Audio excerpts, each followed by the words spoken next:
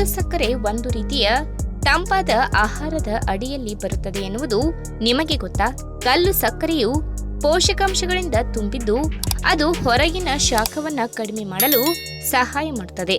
ಬೇಸಿಗೆಯಲ್ಲಿ ಕಲ್ಲು ಸಕ್ಕರೆಯ ಸೇವನೆ ಆರೋಗ್ಯಕ್ಕೆ ಉತ್ತಮವಾಗಿದೆ.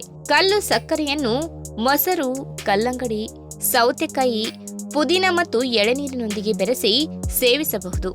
ಈ ಆಹಾರಗಳು ದೇಹಕ್ಕೆ ಉಲ್ಲಾಸವನ್ನ ನೀಡುವುದಲ್ಲದೆ ಬೇಸಿಗೆಯ ದಿನಗಳಲ್ಲಿ ನಿರ್ಜಲೀಕರಣವನ್ನ ತಡೆಯಲು ಸಹಾಯ ಮಾಡುತ್ತದೆ. ಹಾಗಾದ್ರೆ ಬೇಸಿಗೆಯಲ್ಲಿ ಸಕ್ಕರೆ ಬದಲಿಗೆ ಕಲ್ಲು ಸಕ್ಕರೆ ಸೇವಿಸುವುದರಿಂದ ಯಾವೆಲ್ಲ ಆರೋಗ್ಯಕಾರಿ ಲಾಭಗಳು ಸಿಗುತ್ತವೆ ಎಂಬುದನ್ನ ಇವತ್ತಿನ ವಿಡಿಯೋ ಮುಖಾಂತರ ತಿಳಿದುಕೊಳ್ಳೋಣ.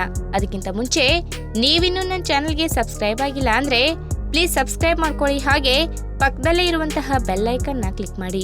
ಊಟದ ನಂತರ ನೀವು ಕಲ್ಲು ಸಕ್ಕರೆಯನ್ನ ಸೇವಿಸುವುದರಿಂದ ಜೀರ್ಣಕ್ರಿಯೆಗೆ ಸಹಾಯ ಮಾಡುತ್ತದೆ. ಇದು ಊಟದ ನಂತರದ ಚಿಕಿತ್ಸೆಯಾಗಿ ಕಾರ್ಯನಿರ್ವಹಿಸುತ್ತದೆ ಮತ್ತು ಜೀರ್ಣಕ್ರಿಯೆಯ ಪ್ರಕ್ರಿಯೆಯನ್ನ ತಕ್ಷಣವೇ ಪ್ರಾರಂಭಿಸುತ್ತದೆ.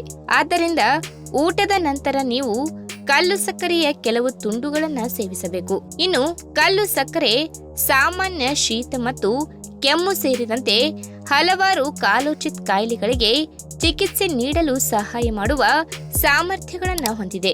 ಕೆಮ್ಮು ಮತ್ತು ಗಂಟಲು ನೋವು, ಶೀತ ಹವಾಮಾನವು ವಿವಿಧ ಆರೋಗ್ಯ ಸಮಸ್ಯೆಗಳನ್ನ ಉಂಟು ಮಾಡಬಹುದು.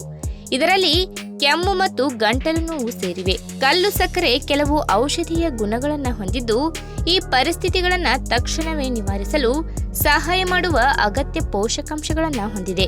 ಇನ್ನು ವಿಪರೀತ ಬೆವರು ಮತ್ತು ನಿರ್ಜಲೀಕರಣದಿಂದಾಗಿ ಬೇಸಿಗೆಯಲ್ಲಿ ನಾವು ಸಾಮಾನ್ಯವಾಗಿ ಆಲಸ್ಯವನ್ನ ಅನುಭವಿಸುತ್ತೇವೆ, ದೇಹದಲ್ಲಿ ಶಕ್ತಿಯನ್ನ ಕಳೆದುಕೊಳ್ಳುತ್ತೇವೆ.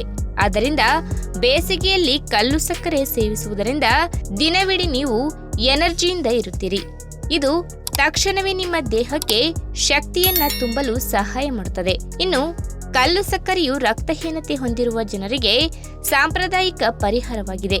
ಇದು ಖನಿಜಗಳು, ಜೀವಸತ್ವಗಳು ಮತ್ತು ಅಮೈನೋ ಆಮ್ಲಗಳಿಂದ ತುಂಬಿರುತ್ತದೆ ಮತ್ತು ದೇಹದಲ್ಲಿ ರಕ್ತ ಪರಿಚಲನೆ ಸುಧಾರಿಸಲು ಸಹಾಯ ಮಾಡುತ್ತದೆ. ಇದಲ್ಲದೆ ಇದು ದೌರ್ಬಲ್ಯ, ಸುಸ್ತು ಮತ್ತು ತಲೆ ತಿರುಗುವಿಕೆಯಂತಹ ರಕ್ತಹೀನತೆಗೆ ಸಂಬಂಧಿಸಿದ ಸಮಸ್ಯೆಗಳಿಗೆ ಚಿಕಿತ್ಸೆ ನೀಡಲು ಸಹಕಾರಿಯಾಗಿದೆ. ಅಷ್ಟೇ ಅಲ್ಲದೆ ಕಲ್ಲು ಸಕ್ಕರೆಯು ಸಾಮಾನ್ಯ ಸಕ್ಕರೆಗಿಂತ ಆರೋಗ್ಯಕರವಾಗಿರುವುದರ ಜೊತೆಗೆ ಪೋಷಕಾಂಶಗಳ ಶಕ್ತಿಯ ಕೇಂದ್ರವಾಗಿದೆ. ಅದಕ್ಕಾಗಿಯೇ ಉತ್ತಮ ದೃಷ್ಟಿ ಮತ್ತು ಕಣ್ಣಿನ ಪೊರೆ ತಡೆಗಟ್ಟುವಿಕೆಗೆ ಇದು ಸಹಕಾರಿಯಾಗಿದೆ.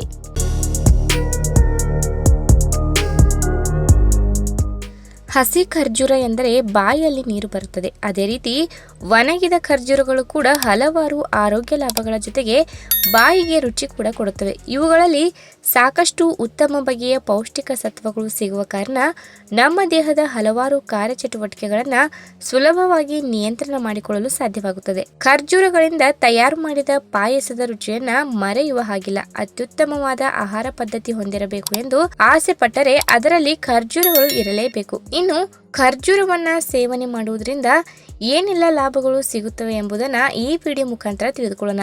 ಅದಕ್ಕಿಂತ ಮುಂಚೆ ನೀವಿನ್ನು ನನ್ನ ಚಾನಲ್ಗೆ ಸಬ್ಸ್ಕ್ರೈಬ್ ಆಗಿಲ್ಲ ಅಂದರೆ ಪ್ಲೀಸ್ ಸಬ್ಸ್ಕ್ರೈಬ್ ಮಾಡ್ಕೊಳ್ಳಿ, ಹಾಗೆ ಪಕ್ಕದಲ್ಲಿ ಇರುವಂಥ ಬೆಲ್ ಐಕನ್ನ ಕ್ಲಿಕ್ ಮಾಡಿ. ಯಾರು ಈಗಾಗಲೇ ಸಕ್ಕರೆ ಅಂಶದಿಂದ ಬೇಸತ್ತು ತಮ್ಮ ದೇಹದಲ್ಲಿ ಮಧುಮೇಹ ಸಮಸ್ಯೆಯನ್ನ ಬರಮಾಡಿಕೊಂಡಿರ್ತಾರೆ ಅವರಿಗೆ ನೈಸರ್ಗಿಕ ವಿಧಾನದಲ್ಲಿ ಸಕ್ಕರೆ ಅಂಶದ ನಿಯಂತ್ರಣ ಕಾಯ್ದುಕೊಳ್ಳಬೇಕು ಎಂದರೆ ಅದಕ್ಕೆ ಅತ್ಯುತ್ತಮ ಆಯ್ಕೆ ಖರ್ಜೂರ ಎಂದು ಹೇಳಬಹುದು. ಆರೋಗ್ಯಕರವಾದ ಆಹಾರ ಪದ್ಧತಿಯಲ್ಲಿ ಹೇಗೆ ನಾವುಗಳು ಉಪ್ಪಿನ ಅಂಶ, ಸೋಡಿಯಂ ಅಂಶ, ಕೆಟ್ಟ ಕೊಲೆಸ್ಟ್ರಾಲ್ ಅಂಶ, ಕೆಟ್ಟ ಕೊಬ್ಬಿನ ಅಂಶ ಇತ್ಯಾದಿಗಳನ್ನು ದೂರ ಇಟ್ಟು ಉತ್ತಮ ಕ್ಯಾಲೋರಿ ಅಂಶಗಳನ್ನು ನಿರ್ವಹಣೆ ಮಾಡಿಕೊಂಡು ಅಚ್ಚುಕಟ್ಟಾಗಿ ದೇಹದ ತೂಕವನ್ನು ಕಾಯ್ದುಕೊಳ್ಳಬೇಕು ಎಂದರೆ ಖರ್ಜೂರಗಳನ್ನು ಹಾಕಿ ತಯಾರು ಮಾಡಿದ ಪಾನೀಯವನ್ನು ಅಥವಾ ಖರ್ಜೂರಗಳನ್ನ ಸೇವನೆ ಮಾಡುವ ಅಭ್ಯಾಸ ಇಟ್ಕೊಳ್ಬೇಕು.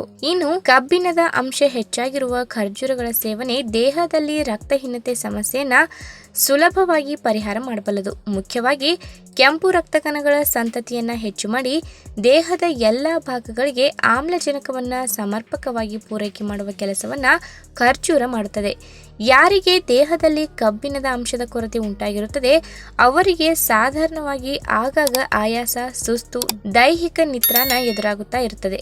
ಹಾಗಾಗಿ ಖರ್ಜೂರ ಸೇವನೆ ಅತ್ಯಗತ್ಯ. ಇನ್ನು ಖರ್ಜೂರಗಳಲ್ಲಿ ಕಂಡುಬರುವ ಅಪಾರ ಪ್ರಮಾಣದ ಪೌಷ್ಟಿಕಾಂಶಗಳ ಜೊತೆಗೆ ಕ್ಯಾಲ್ಸಿಯಂ, ಮ್ಯಾಗ್ನೀಸಿಯಂ ಮತ್ತು ವಿಟಮಿನ್ B6 ಅಂಶಗಳು ದೇಹದ ಮಾಂಸಖಂಡಗಳ ಅಭಿವೃದ್ಧಿಯ ಜೊತೆಗೆ ಮೂಳೆಗಳ ಅಭಿವೃದ್ಧಿಯನ್ನು ಸಹ ಅತ್ಯುತ್ತಮವಾಗಿ ಮಾಡುತ್ತವೆ. ದೇಹದಲ್ಲಿ ಪ್ರೋಟೀನ್ ಅಂಶ ಕೊರತೆ ಆಗದಂತೆ ನೋಡಿಕೊಂಡು ಉತ್ತಮ ಆರೋಗ್ಯವನ್ನು ನಿರ್ವಹಣೆ ಮಾಡಿಕೊಳ್ಳಲು ಸಹಕಾರಿಯಾಗುತ್ತದೆ. ಈ ವಿಡಿಯೋ ನಿಮಗೆ ಇಷ್ಟವಾದಲ್ಲಿ ತಪ್ಪದೆ ಲೈಕ್ ಮಾಡಿ, ಶೇರ್ ಮಾಡಿ, ಹಾಗೆ ನಿಮ್ಮ ಅನಿಸಿಕೆನ ಕಮೆಂಟ್ ಮೂಲಕ ತಿಳಿಸಿ.